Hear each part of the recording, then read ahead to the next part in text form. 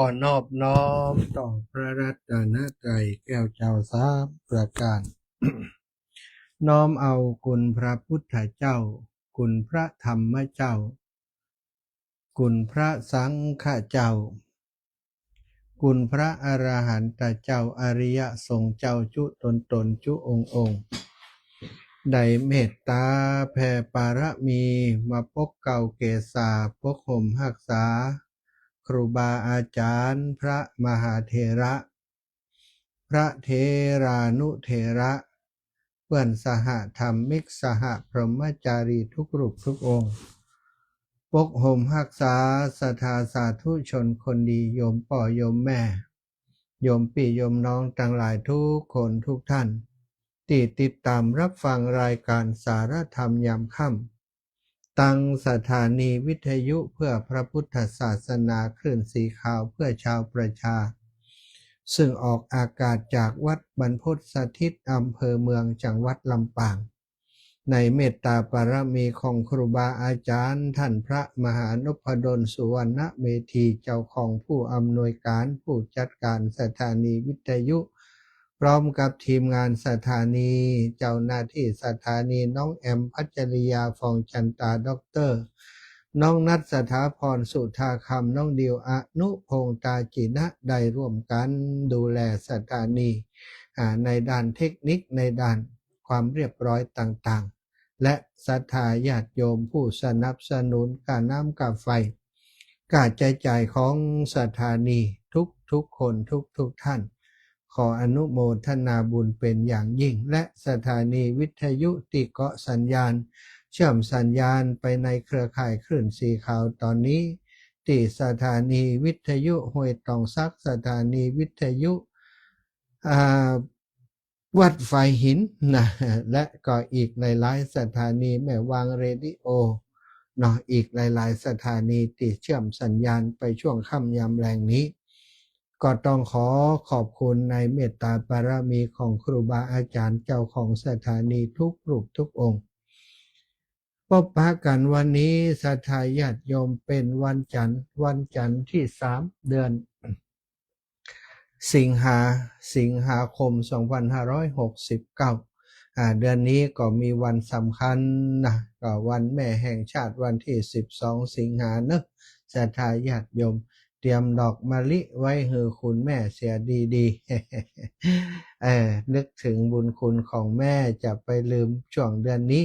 ทำกิจกรรมที่เกี่ยวกับคุณแม่กันนักเนอะมีโอกาสไปกินข้าวกับแม่ป้าแม่ไปแอวไปหั่นไปนี่เนาะก็จะเป็นทำให้แม่มีความสุขเขาก็จะมีความสุขและเป็นลูกกตัญญูไปด้วย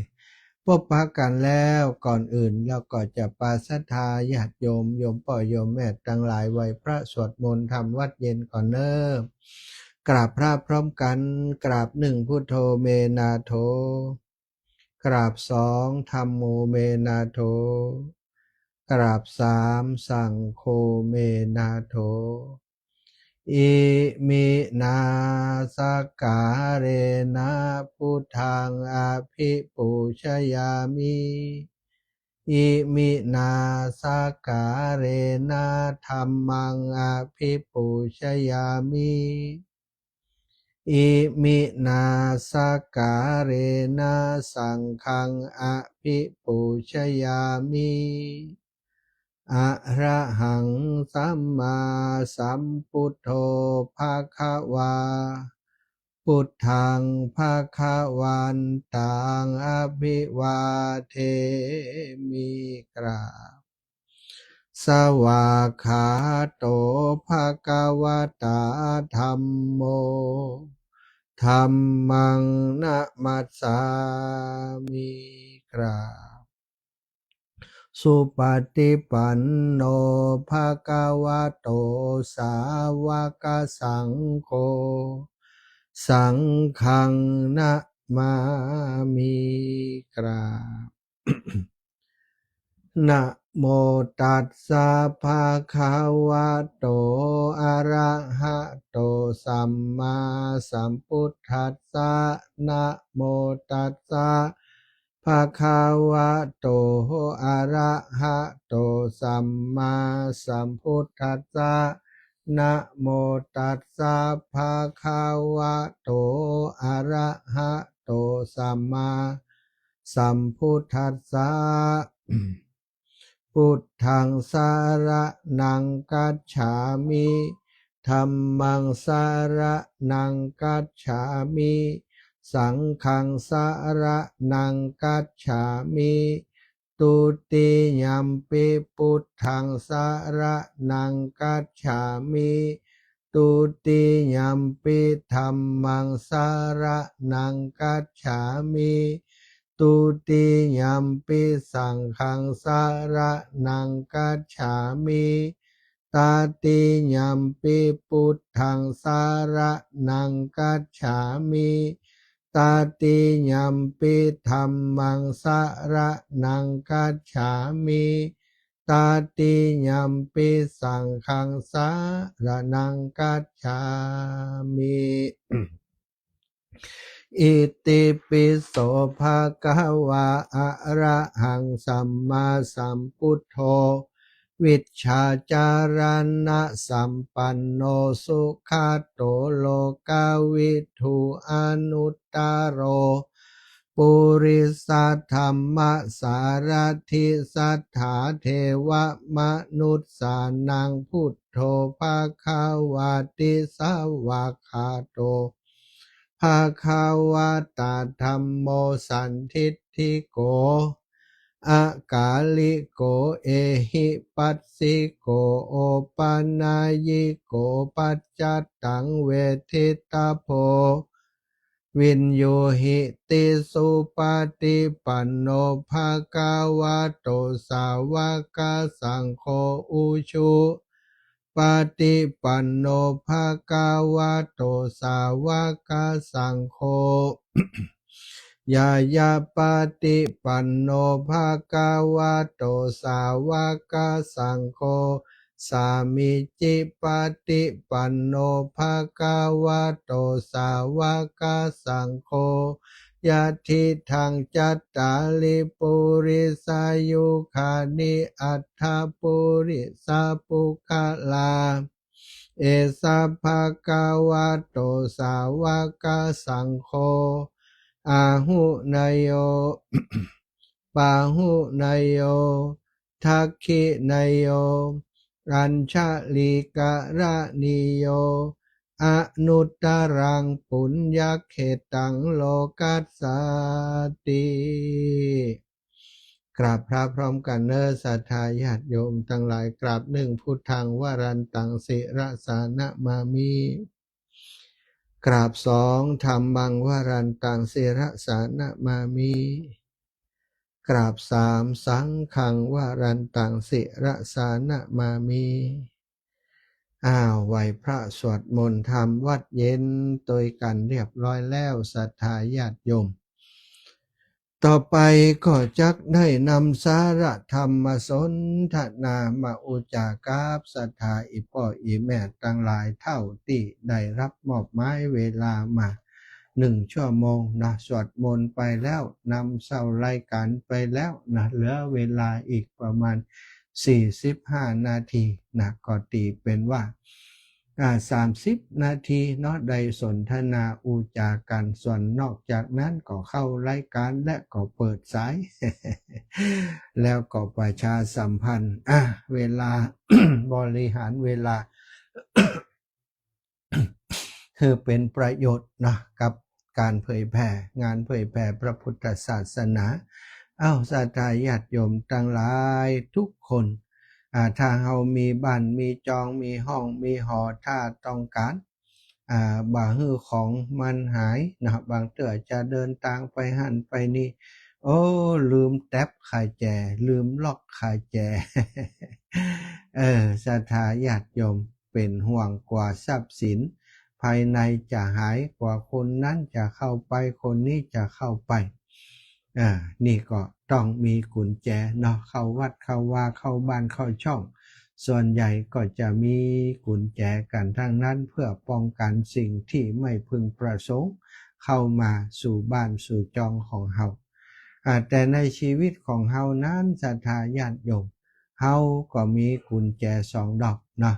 กุญแจดอกหนึ่งแท็บในด้านของร่างกาย กุญแจแฮมดอกหนึ่งแท็บส่วนภายในคือในด้านของจิตใจแต่หลายๆคนบ่ค่อยได้ใส่ใจบ่ค่อยได้สนใจบ่ได้ปิดกุญแจประมาทปล่อยให้โรคภัยไข้เจ็บต่างๆเข้าสู่ร่างกายปล่อยให้ความโลภโมโทสันอิจฉาริษยาอันเป็นกิเลสทั้งหลายเข้ามาโจมตีจิตใจของเฮาได้ทุกคนคงจะคุ้นเคยกับว่าคำว่าความบ่มีโรคเป็นลาภอันประเสริฐและเฮาก็พยายามดูแลสุขภาพร่างกายของเฮาให้แข็งแรงปลอดจากโรคภัยไข้เจ็บแต่เฮาก็มุ่งอยู่แต่โรคของตั้งกายสถาส่วนใหญ่แล้วเนาะดูแลให้กายได้อาหารทุกหมู่เหล่าดูแลให้ได้ออกกำลังกายให้มีอย่างโน้นให้มีอย่างนี้อย่างนั้นเพื่อที่สุขภาพจะได้แข็งแรงแต่ขณะเดียวกันนั้นเฮาบ่เคยนึกถึงสิ่งที่สำคัญอย่างหนึ่งก็คือจิตใจของเฮาศรัทธาญาติโยมที่อย่างที่บอกไว้แล้วนะบางเทื่อเฮาปิดประตูบ้านประตูใหญ่ไว้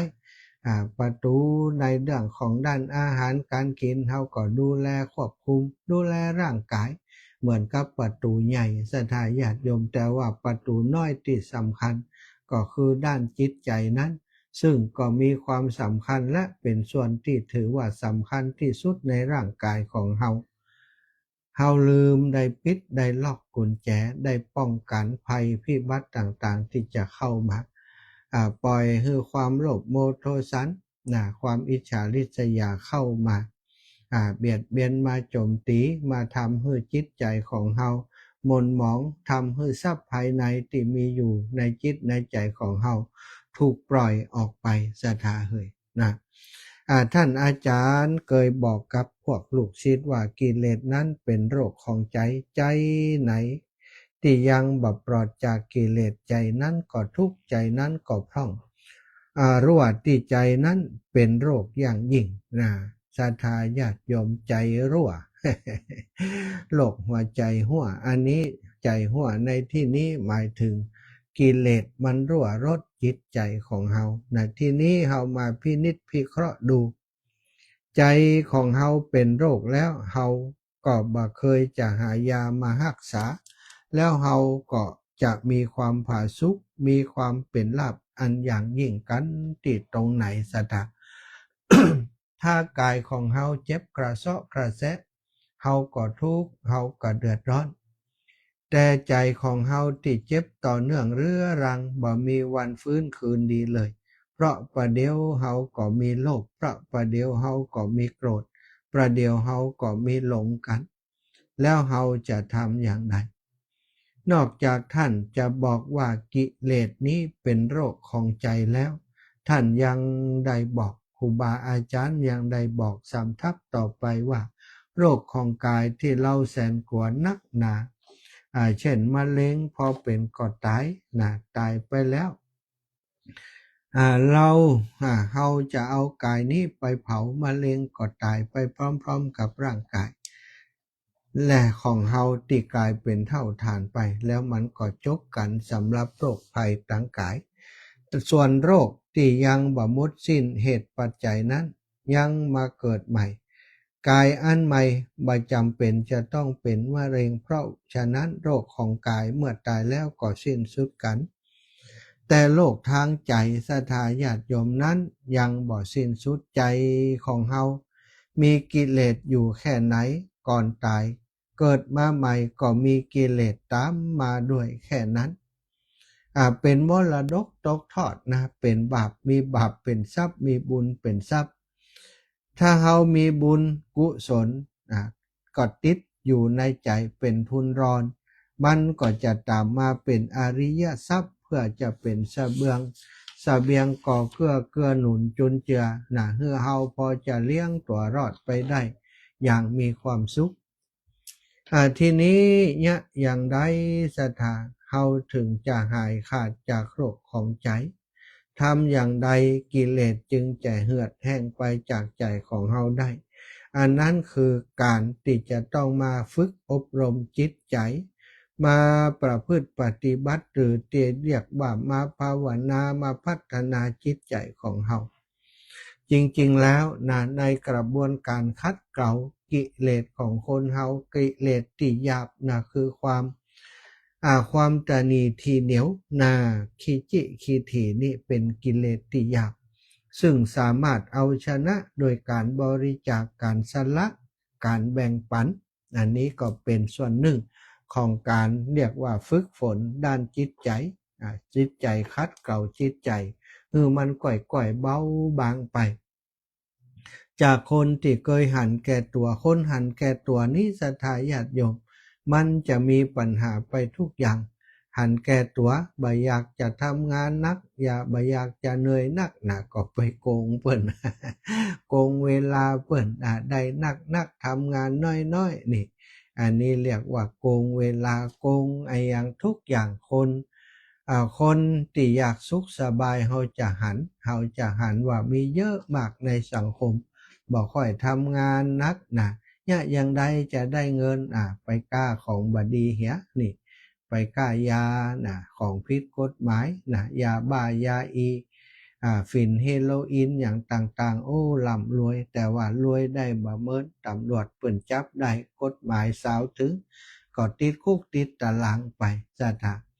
ทำให้ตัวเองได้ทุกข์การที่เฮาสละความตนี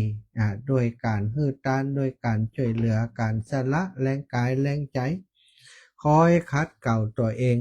อยู่ตลอดเวลาบ่ฮื้อตัวเองของเฮานี้มีความหันแก่ตัวมักหมมไปด้วยความหันแก่ตัว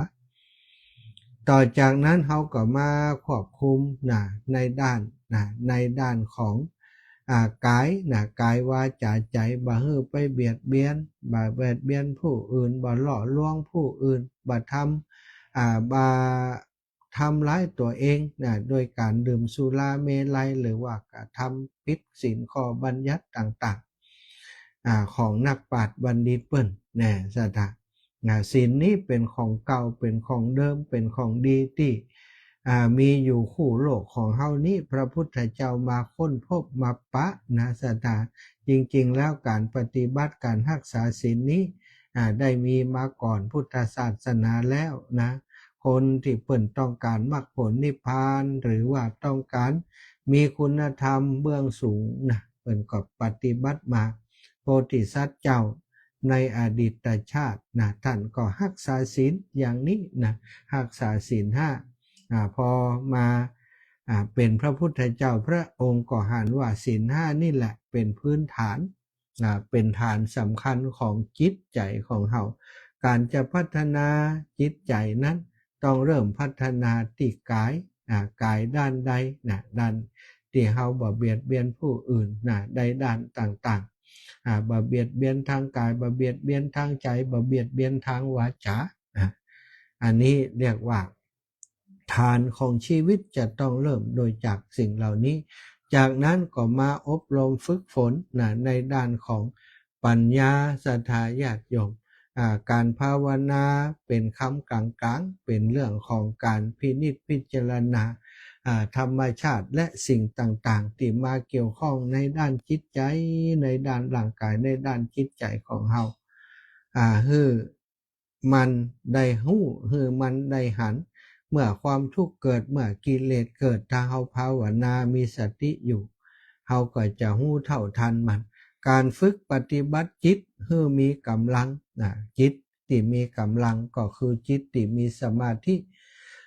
สมาธิคือการรวมใจของเฮาจากที่มันคิดฟุ้งซ่านซัดสายไปมาไปโน่นไปนี่ในเวลาเดียวกันก็คือมารวมเป็นหนึ่งเดียวโจดจ่ออยู่กับสิ่งเฉพาะหน้า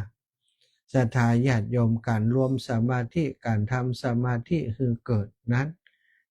มันเป็นสิ่งที่เหมือนกับเรามีไฟฉายอยู่หลอดหนึ่งอยู่ดวงหนึ่ง ถ้าเฮาส่องสเปะสปะบึดหวัดไปมาตาลายไปหมด บ่ฮู้หยังเป็นหยังส่องบึดหวัดบึดหวัดบึดหวัดก็บ่หันอย่างชัดเจนแม้กระทั่งการเดินไปถ้าเฮาบ่ส่องเฉพาะทางที่เฮาเดินส่องไปบนส่องไปหลุมส่องไปที่มันบ่เป็นประโยชน์กับตัวเก่าแสงไฟนั้นก็บ่มีประโยชน์หยังแต่ถ้าเฮาฮู้จักควบคุมฮู้จักส่องเฉพาะในส่วนที่เฮาจะดูจะพิจารณาจะเดินทางส่องหนทางไปอย่างนี้เนาะสถาวิทยุดับเจ้าวิทยุดับเด้อเอาใหม่วิทยุดับรีสตาร์ทใหม่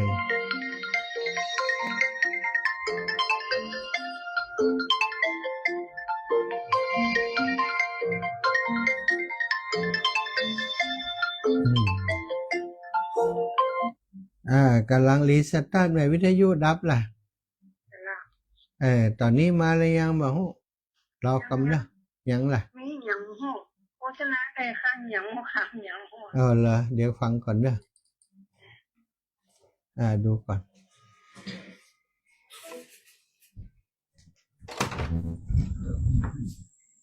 เรื่องราวจะเป็นอย่างไรก็คงจะติดตามรับฟังได้ณบัดนี้ในทางที่เด็กเป็นผู้ที่ที่มีสิ่งที่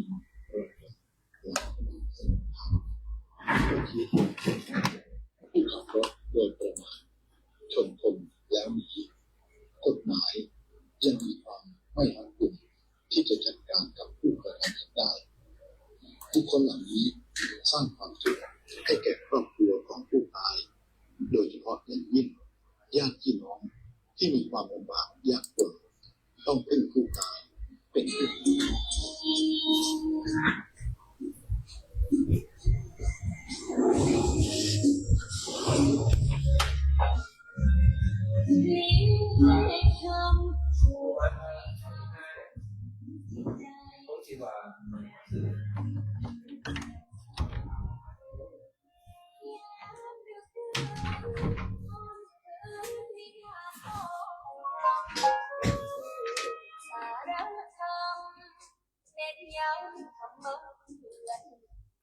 สถาญาติโยมปิกมาแล้ว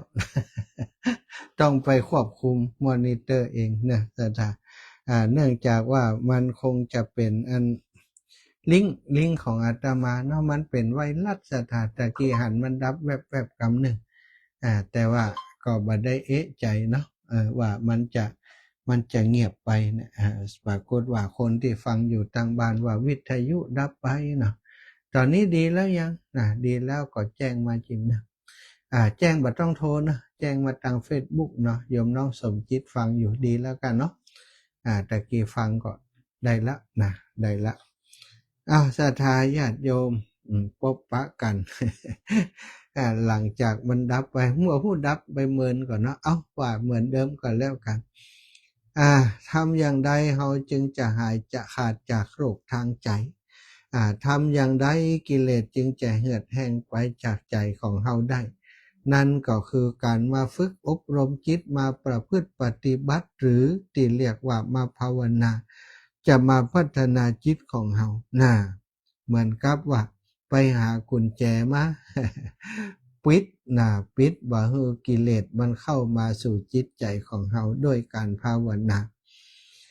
เมื่อเรารวบรวมพลังจิตศรัทธาโดยการฝึกสมถกรรมฐานจนเกิดวิปัสสนากรรมฐานพลังจิตมีสมาธิหรือมีสมถะขึ้นแล้วก็แสวงหาทิศทางทิศทางก็คือให้มันเกิดสติปัญญาเกิดปัญญาหรือว่าถ้าอูตังวิชาการก็เรียกว่าหู้จักธรรมวิปัสสนาพิจารณาคือหู้เหตุหู้ผลสามารถแก้ไขปัญหาที่มีอยู่ให้ลุล่วงไปได้การฝึกอบรมใจของเฮาให้หายจากโรคก็คือการที่เฮาทำใจให้มีทั้งกำลังและมีทั้งทิศทางที่ถูกต้องเมื่อมีทิศทางที่ถูกต้องแล้วอย่างที่เฮาคิดย่อมเป็นสัมมาทิฏฐิ คือเป็นปัญญาหันชอบเรา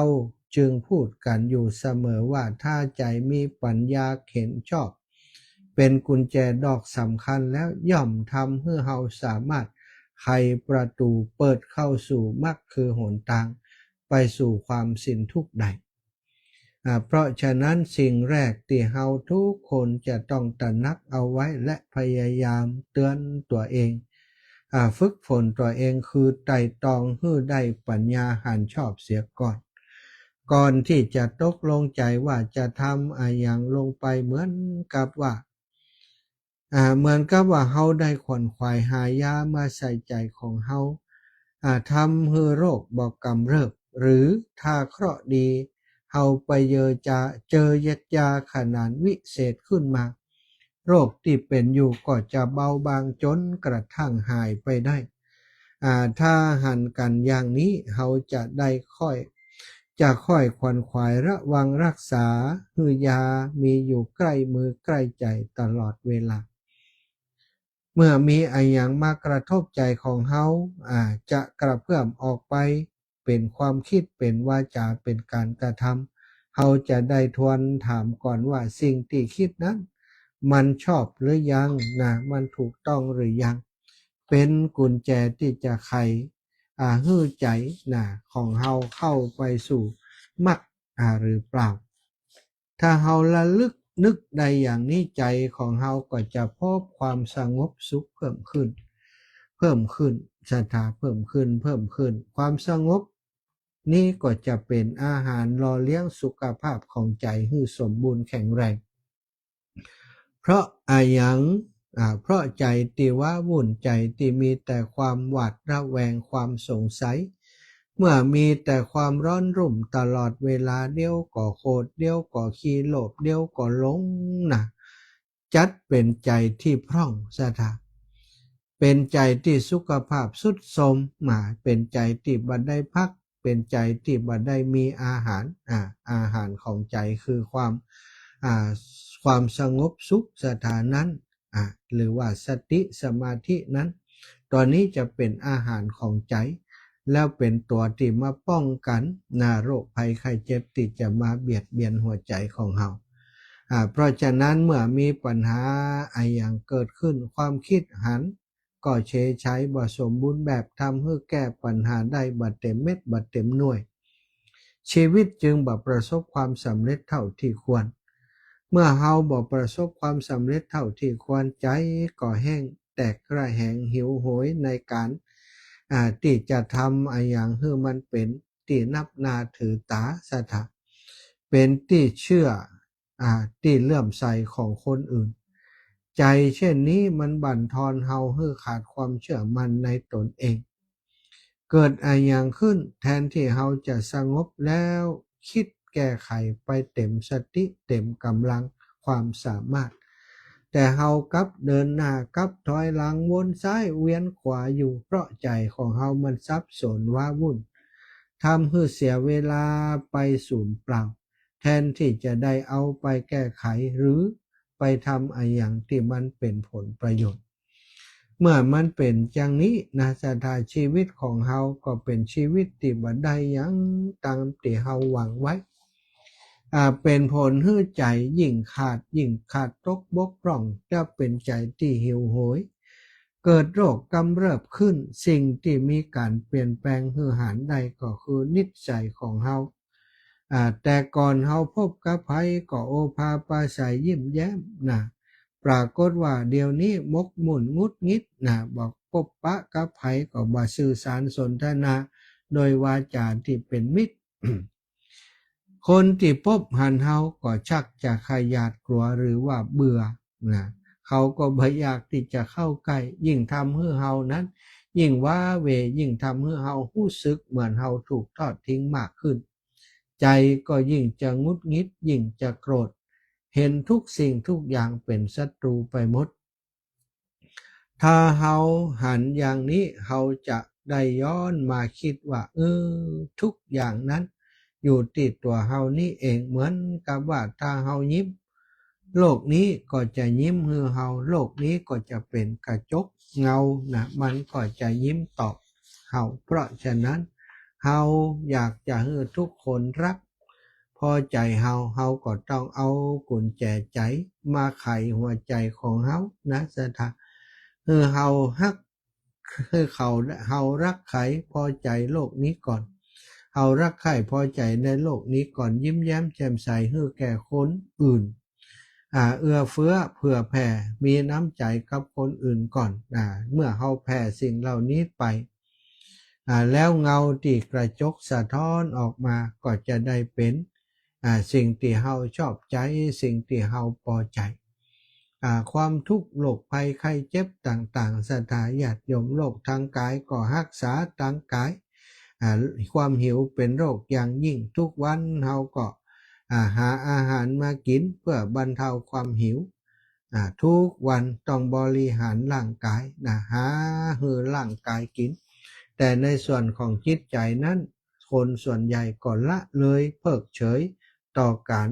บำรุงจิตใจของตัวเองจิตใจที่บ่มีสัมมาทิฏฐินะสถาจิตใจที่ถูกอวิชชาครอบงำจิตใจที่ถูกกิเลสตัณหาออกคำสั่งให้ดินรนไปตามติมันจะสั่งเฮาจิตใจอย่างนั้นมันสร้างความเดือดร้อนสร้างความวุ่นวายให้กับชีวิตของเฮาชีวิตของเฮานั้นประกอบไปด้วยสองส่วนรูปกับนามร่างกายของเฮากับจิตใจของเฮานี้เอง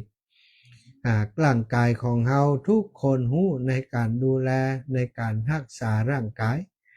เริ่มตั้งแต่การกินหู้จะกินอย่างที่เป็นประโยชน์เมื่อร่างกายมีปัญหาหู้ว่าจะรักษาอย่างใดหมอรักษาร่างกายนั้นมีเยอะแยะไปหมดสถานแต่ว่าโอกาสที่จะรักษาด้านจิตด้านใจจะไปหาหมอด้านจิตด้านใจนี้บ่ค่อยมีนอกจากจะเป็นผีบ้าแล้วก็ไปหาหมอนะถ้าไปหาหมอตอนเป็นผีบ้านั้นเป็นว่ามันเป็นโรคจิตแล้วประสาทมันบ่ดีแล้วไปหาหมอนะ ไปหาหมอโรงพยาบาลศรีธัญญาโรงพยาบาลป่าโรงพยาบาลประสาทจริงๆแล้วศรัทธาญาติโยมทุกคนนั่นเฮาเกิดมาพร้อมกับมีโรคอยู่ในตัวเฮาโรคที่ประจำตัวประจำกายก็มีโรคที่อยู่ในหัวใจเฮาก็มีอย่างเช่นว่าที่บอกตะกี้ความหิวเป็นโรคอย่างยิ่ง อันก็อยู่ในตัวเฮาเนี่ยไผว่าบ่ใจความหิวบ่ใจโรคทุกวันลองปล่อยให้ตัวเองหิวพอเนาะถ้าหิวแล้วมันตึงเนี่ยอย่างบ่ม่วนกะวนกะวายบ่มีสมาธิจะเนี่ยอย่างต้องหามาให้มันกินก่อนธรรมชาติเวลาหิวมันก็คับจำเฮาไปเซาะอย่างมาใส่ต้องแล้วก่อนทีนี้สถาปัญหามันอยู่ที่ว่าเวลาหาอย่างมาใส่ต้องนี่บ่ได้คำนึงถึงว่าบางเทื่อจะมีประโยชน์หรือไม่ไปอยากกินอย่างที่ตัวเองชอบชอบรสชาติมันอร่อยรสชาติมันอร่อยรสชาติมันดีก็ไปเสาะหาสิ่งเหล่านั้นบางทีรสชาติดีจริงอยู่แต่ว่ามันมีสิ่งที่ก่อให้เป็นเฮาได้เป็นโรคต่างๆอย่างเช่นเฮากินหวานเกินไปกินเค็มเกินไปกินเผ็ดเกินไปเนี่ยซะทางมันก็ไปทำลายระบบกระเพาะอาหารของเฮาปุ่นแล้วก็ไปที่สำคัญก็คือมันไปอยู่ในเส้นเลือดของเฮากินหวานมันเค็มต่างๆนี่มันไปอยู่ในกระแสเลือดเป็นโรคในร่างกายของเฮาในด้านร่างกายนั้นโรคต่างๆนั้นก็มีวิธีการรักษาได้อยู่หลายๆวิธีที่เปิ้นนิยมแล้วก็บอกว่าแนะนำคนทั้งหลายให้กระทำก็คือการป้องกันป้องกันก่อนที่เฮาจะกินอย่างเข้าไปนั้นก็ต้องป้องกันเฮียก่อนต้องดูว่าสิ่งเหล่านั้นนี่เป็นประโยชน์ต่อร่างกายหรือไม่พิจารณาก่อนค่อยกินเป็นประโยชน์ค่อยกินอันใดที่เป็นโทษก็ต้องห้ามปากตัวเก่าห้ามใจตัวเก่าบ่ให้ไปกินสิ่งนั้นแต่ส่วนใหญ่แล้วก็มันมนุษย์เฮามันมีหั่นอย่างเนาะซะท่า จะว่าลวกกับเต้าหู้นะตัวเก่าเฮาเนี่ยนะบางเทื่อบางทีของบ่ดีก็กินเข้าไป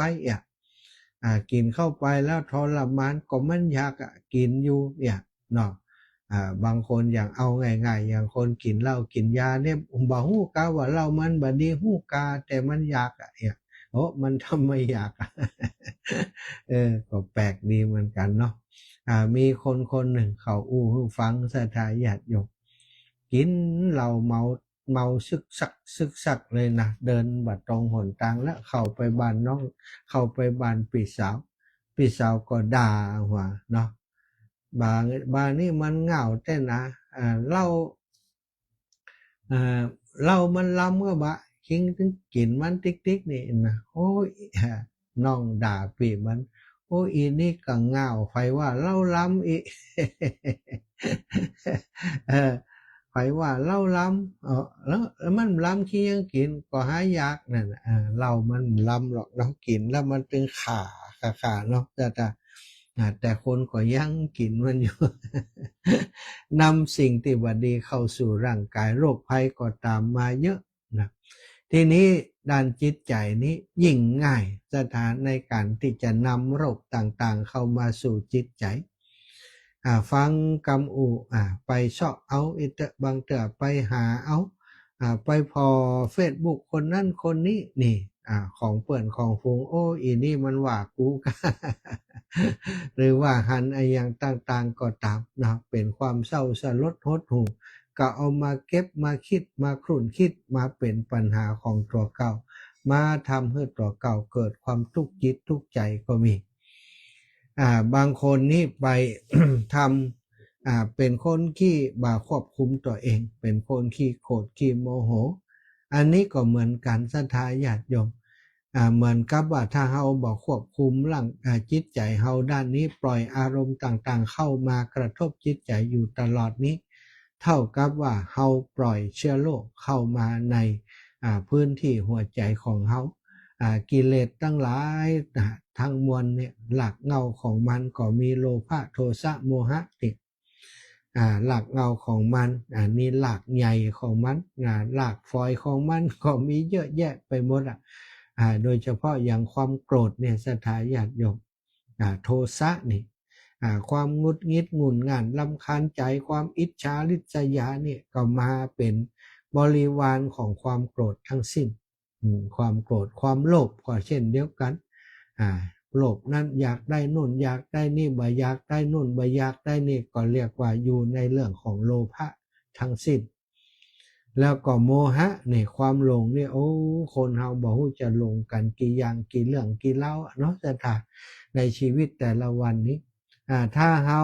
ยังแบบมีกุญแจหัวใจคอยป้องกันเรื่องเลวๆร้ายๆมาตั้งอารมณ์มาตั้งตาหูจมูกลิ้นกายใจของเฮาในแต่ละวันก็รับรองว่าหัวใจจะเต็มไปด้วยโรคต่างๆมากมายสุดท้ายโรคต่างๆที่เบียดเบียนหัวใจของเฮานั้นอาจจะนำเฮาไปสู่อบายภูมิโกรธนักก็ฆ่าคนก็อย่างต่างๆนี้บ่ใจปัญญาพิจารณาว่าความโกรธมันเกิดขึ้นอย่างใดเกิดขึ้นเพราะอารมณ์ของตัวเฮาอย่างใดพอเฮาบ่พิจารณาอย่างนี้ก็ลุแก่ความโกรธเฮาจะหันข่าวสารทุกวันนี้บางเทื่อบ่มีเรื่องราวอย่างมากนักขับรถตัดหน้ากันบ่ได้เป็นเหตุที่มายิงมาฟันกันซะเนาะอันเนี้ยทำให้โรคตั้งใจนี่มันรักษายากแต่บ่ได้หมายความว่ามันรักษาบ่ได้ถ้าเฮาสนใจใส่ใจที่จะรักษาเนาะด้วยศีลสมาธิปัญญามันก็สามารถจะรักษาได้เนอะศรัทธาญาติโยมอุไปอุมาพอเวลาแล้วก็ได้เวลาที่จะขออนุญาตบอกกล่าวประชาสัมพันธ์สำหรับคนที่เปิ่นห่วมบุญมาอนุโมทนาคือเปิ่นก่อนเนอะวันนี้ก็มีหลายคนหลายท่านเปิ่นให้หอมปัจจัยมาร่วมบุญบอกว่าจะเป็นร่วมบุญซื้ออย่างร่วมบุญซื้อที่ดินพระธาตุบ่อนเวียงนี่ร่วมบุญซื้อที่ดินพระธาตุบ่อนเวียงสรุปอ่านเห็นน้อยเนาะนางสาวพันชิตาชิมรสถวายร่วมบุญซื้อที่ดินพระธาตุบ่อนเวียง100 บาทพัชรินวงมานิชร่วมบุญมาซื้อที่ดินมาแห่ม60 บาทแม่นิตยาจินดาปลูกร่วมบุญ ร่วมบุญซื้อที่ดินพระธาตุม่อนเวียงแหม100 บาทเนาะแล้วก็แม่สุพิษน้องนีชุ่มใจบ้านโปงเหนือร่วมบุญหอมที่ดินมาแหม100 บาทแม่สมพรดวงรัตถาคอน้อยซื้อที่ดิน100 บาทแม่จำนองนามวงพร้อมครอบครัวบ้านโปงเหนือร่วมบุญซื้อที่ดินแหม100 บาทแม่วันนี้เครือคำดอร่วมบุญซื้อที่ดินพระธาตุม่อนเวียงแหม100 บาทป่อนานซุยแม่จันฟองคำน้ำนองร่วมบุญซื้อที่ดิน100 บาทร้านตองลาดหน้าร่วมบุญซื้อที่ดินแหม100 บาทนายชัดชัยนางชนันชิตาวีระสุนทรนายสุรศิรินางสาวิลันชนาวีระสุนทรบ้านหนองหลักกรร่วมบุญซื้อที่ดินแหม100 บาทพ่อศรีวันแม่จันฟองคำนนบ้านหนองยางร่วมบุญซื้อที่ดินแหม100 บาทอันนี้เฉพาะซื้อที่ดินเนอะนะครับแล้วก็วันนี้มีผู้ที่หอมไปวัดน้ำบ่อสาวาป้าป่าเนาะมีป่อแสงแก้วแม่สวัสดิ์วงกันทะบรรลุแม่ทะทำบุญผ้าป่าวัดน้ำบ่อสาวาน้ำบ่อสาวา100 บาทแล้วก็วันนี้โยมป่อโยมแม่ได้ถวายขยะออมบุญมาหลายอย่างบางอย่างก็เป็นขยะนะสถานอย่างกระเบื้องนะกระเบื้องปูพื้นนะแล้วก็ไม้ตัวจับเสียมนะจับเสียมสำหรับก่อฉาบนั้นถวายมาเยอะเลยกับกระเบื้องปูพื้นนี่ประมาณ40 กล่อง40 กล่อง1 ตารางเมตรก็40 ตารางเมตรเนาะถวายมาแล้วก็ได้ถวายหลายอย่างเนาะมีทีวีมีโน้ตบุ๊กมีของที่เป็นขยะออมบุญได้โยมพ่อโยมแม่ก็ถวายมาอนุโมทนาบุญเนอะพ่อแสงแก้วแม่สวัสดิ์วงกันทะพ่อบุญธรรมแม่สมศรีบุญต้นนะบ้านทำบุญร่วมบุญผ้าป่าแหม100 บาทนะแล้วก็พ่อบุญธรรมแม่สมศรีถวายค่าน้ำมันรถแหม100 บาทขอบคุณอนุโมทนาบุญ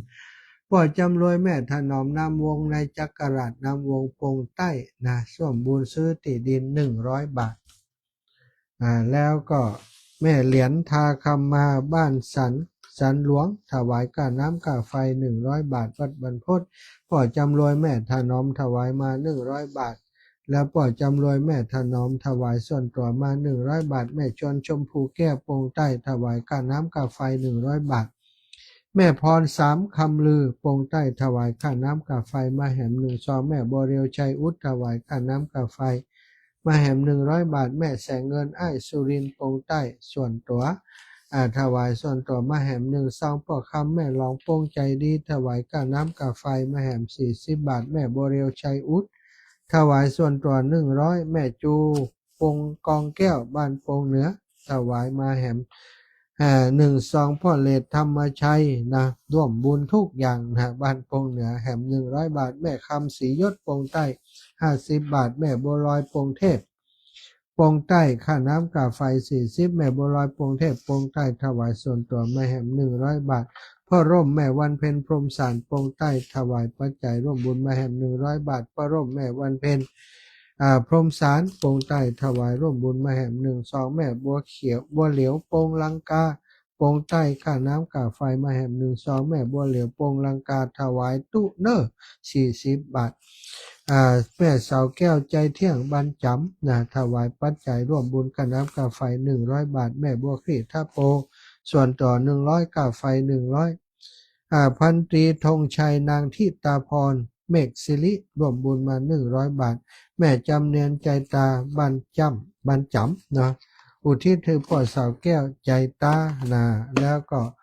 โยมแม่พ่อศิโรจน์แม่ประพินนอแก้วได้ถวายมาแหมเนาะข้าวน้ำโภชนาอาหารโดยแล้วก็วันนี้อนุโมทนาบุญขอบคุณกับศรัทธาญาติโยมพี่น้องปงใต้แล้วก็พี่น้องบรรจุเนาะร่วมบุญผ้าป่าสามัคคีวิทยุชุมชนอำเภอฝางนะแม่แสงเงินสุรินทร์ถวายมา20 บาทแม่บริวชัยอุดปงใต้ถวายร่วมบุญมาแหม40 บาทพ่อ กำรวยแม่ถนอมร่วมบุญมาแหม100 บาทแม่สมพรราชบุญยืนโปงไตแหม20 บาทป่อร่มแม่วันเพ็ญพรหมสารแหม20 บาทป่อคำแม่หลองโปงไตแหม20 บาทแม่จูโปงแก้วได้ร่วมบุญมาแหม1 ซองแม่บัวเหลียวโปงลังการ่วมบุญมาแหม20 บาทแม่บัวลอยโปงเทพร่วมบุญมาแหม1 ซองแม่สงกรานต์จำติ๊บนะโปงไตร่วมบุญมาแหม20 บาทแม่น้อยสุภาพใจเย็นโปงเหนือร่วมบุญมาแหม40 บาทแม่ชวนชมพูแก้วโปงใต้ร่วมบุญมาแหม1 ซองนะบางซองเปิ้นก็เขียนจำนวนติดบางซองก็ไม่ได้เขียนนะเอาละศรัทธาเปิดสายให้ศรัทธาญาติโยมได้โทรเข้ามา0808844173นะ0808844173ถ้าจะรับสายได้แหมสัก2-3 สายเนาะแล้วก็ใครจะไปด้วยกันเนาะโยมน้องตอนนี้ที่จะไปฝางวันที่12นี้ไปตานไปถวายไปตานพระป่าวิทยุเนาะวิทยุชุมชนอำเภอฝางซื้อวัสดุอุปกรณ์เครื่องส่งที่วัดพระพุทธบาทอุดมน้ำบ่อสวรรค์ที่12ตอนนี้บ้านปงเหนือปงใต้แล้วก็บ้านจูดได้1 กันรถตู้แล้วก็บ้านฟ่อนโยมน้องสมคิดก็จะไปตัวเนาะก็คงอีก1 กันรถตู้ก็จะได้ปากันไปร่วมบุญร่วมทานก็คงจะปาศรัทธาลวดไปตานเตียนแห่มสัก3-4 วัดเท่าที่โอกาสจะมีเนาะเพราะว่าในก็ไปฝังแล้วศรัทธาที่เปิ่นไปตัวนี้เขาก่อนเปิ่นมาได้ไปเปิ่นไปคราวนี้ก็ลวดจะปาไปตานเตียนสัก2-3 วัดแล้วก็ปากันกลับไปแสวงบุญไปตัวก็วันที่12เนอะศรัทธาวันที่12ที่จะถึงนี้แล้วก็วันที่29เดือนนี้เนาะวันที่29เดือนนี้นี่ที่วัดบรรพตสถิตของเราก็จะมีการตั้งธรรมหลวงเทศธรรมหลวงเดชสันดรสดก3 ยกเนอะปีนี้วันที่29สิงหาเริ่มเจริญพรแม่นวลยอดคำปันเจ้าไม่ตัดเจ้าฟังอยู่เนอะคนโลกพระเจ้าคนวันนี้นี่เงียบอีแมทมันรถแรดมาถือว่าตกเนาะมาเจ้ามาแล้วนะโอ้ดีกะน้ำบ่น้องก็บ่ดีเจ้าเป็นอาการมาได้โตไปเป็นอย่างนะเดี๋ยวตอนมันตกจะอะไรหามันนะอะไรนี่อะไรอยู่วัดเดือนสิงหานี่น้ำเดี๋ยวนี้เขาบอกว่าเอลนิโญเข้าแล้วนี่ปลายเดือนว่ะดีกับบ้านเฮายังมีมรสุมเข้าอยู่ยังป่าแรงเลยเนาะได้ก็ดีไปอย่างเนาะจัดตู้นะแม่เนอะเจ้าเป็นกำลังใจเนอะเจ้าแม่เจริญพรแม่คำนวณแม่คำนวณบ้านดินดำรับแล้วเอารถกันอยู่แม่เด็กอันกระสอบหนึ่งประกาศทำกันมันเป็นจะเอาลูกบ้านไปแล้ววะอ๋อเหรออันกระคืนเขากระสอบหนึ่งเนาะเจ้าละกะสั่งไปแล้วนั่นมันเป็นอย่างเดียวคืนเนาะแม่ต้องรายงานตัวกาเข้าไปถึงทันทหารแล้วรายงานเนี่ยอย่างว่าก็บอกว่าพร้อมแล้วเอกะอันนั้นก็น่ากะรายงานพร้อมแล้วละกะพร้อมแล้วจบเจ้าวันนี้วันคำเจ้าสัตว์ทุเจ้าสัตว์ทุค่ะศรัทธาญาติโยมเนาะไปจะไปด้วยกันเตรียมข้าวไปด้วยนะเอาเข้าไปถวายเพิ่นถวายที่อันวัดที่เขาจะไปตานเตียนเจริญพรเจ้าโอ้ยมาได้นี่มาสบายกันอันโทรศัพท์วันเสียแม่วันนะเลยมาได้ทำบุญทำทานอย่างนั้นเจ้าโทรศัพท์เสียตอนนี้อยู่ลำปางเนี่ยครับแม่อยู่ลำปางเนี่ยเจ้าไปโรงพยาบาลมาได้3 วัน 4 วันออกมาละเติมเลือด2 ถุงโอ้เติมเลือดเลยกะเลือดจางกะแม่3 ถุงออกมาแล้วเจ้าออกมาถวายคุณรักษาให้ปันหอมปันหายเนอะเติมหาทันลูกกำอูแต่งำได้โทรหาทันเนาะเอาดีเอาได้ฟังก็พอแล้วเนาะ สาธุค่ะ เจ้า จะเป็นอย่างเนิ่นดูแลตัวเองไปก่อนเรื่องหอมเรื่องอย่างก่อยวามรู้เจริญป้อน1329เจ้านมัสการเจ้า เจ้าแม่ แม่สมศรีนะพี่คุณเนอะเจ้า พ่อแม่สมศรีนะพี่คุณค่ะ เจ้าแม่จะหอมกาน้ำกาไฟสถานที่200อ่ะ อืม แล้วก็ที่เปิดน่ะเป็นชื่อตีดินที่ไหนก็เจ้า หม่อนเวียงแม่พระธาตุหม่อนเวียง น่ะชื่อตีดินอีก200อ่ะ ไฟ100จีดิน แล้วก็ 200 หอมผ้าป่า100 พระป่า100 เจ้า เจ้าแม่ เจ้า สาธุค่ะ อันนี้เนี่ยจะโอ โอน นไป มา เนี่ยเจ้า เจ้าอีแม่ กันไปโอน เจ้า ไปโอนอย่างก้อนเนี่ย 5363มีอยู่ก่ะ